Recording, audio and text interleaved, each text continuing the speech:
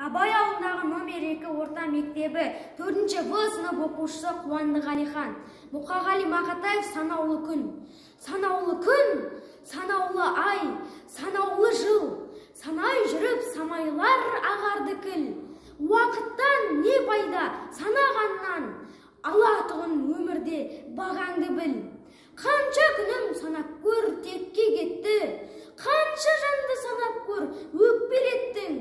Адамдықтан адастың, қанша марет ауытқып шетке кеттің.